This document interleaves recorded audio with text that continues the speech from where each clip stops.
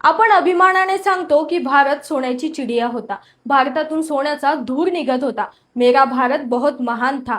पण आज कुठेतरी ते तिरंग्याकडे बघून छाती तर अभिमानाने फुगते, पण मनात कुठेतरी त्रास होतोय. खरंच तो खरा स्वातंत्र्य दिन आपल्याला बघायला भेटेल का, जेव्हा या देशातील जनता म्हणेल की सर्वात अगोदर माझा देश, जात पात नंतर, असं छाती ठोकपणे जेव्हा ओरडून सांगेल ना, तेव्हा कदाचित हे स्वप्न पूर्ण होऊ शकतं. खरंच भारत खूप महान होता. ज्या देशाला या निसर्गाने अथांग सुंदरता दिली, त्याच देशाला आज आपण कचऱ्याची कुंडी करून ठेवले. ज्या देशामध्ये या नद्यांना माता मानलं जात होतं, आज त्याच नद्या गटार बनून पडलेल्या आहेत. ज्या देशामध्ये हरियाली, पाऊस पडायचा, त्याच देशामध्ये आज आपल्या आई बहिणी फक्त एका कळशीसाठी, एक पाण्याने भरलेल्या हंड्यासाठी उन्हाताणामध्ये आपले सुकलेले पाय घेऊन चालत राहतात.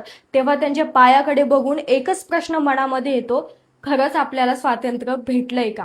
सर्वात वाईट गोष्ट तर ही वाटते की इंग्रजांच्या गुलामगिरीतून आपण सुटलो खरे, पण आज आपण जातीपातीच्या गुलामगिरीमध्ये इतकं अडकलो. माणूसच माणसाला ओळखायला तयार नाही. त्याला ओळखण्यासाठी अगोदर विचारली जाते ती जात.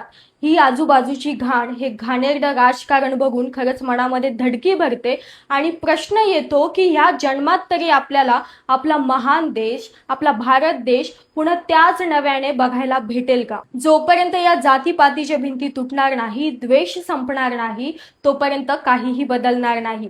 देश आपला सुंदर आहेच, गरज आहे ती आपल्याला सुधारण्याची. सर्वांना स्वातंत्र्य दिनाच्या हार्दिक शुभेच्छा. व्हिडिओ आवडला असल्यास नक्की शेअर करा, लाईक करा आणि तुमचे मत कमेंटमध्ये नक्की सांगा. जय भीम, जय संविधान, जय भारत.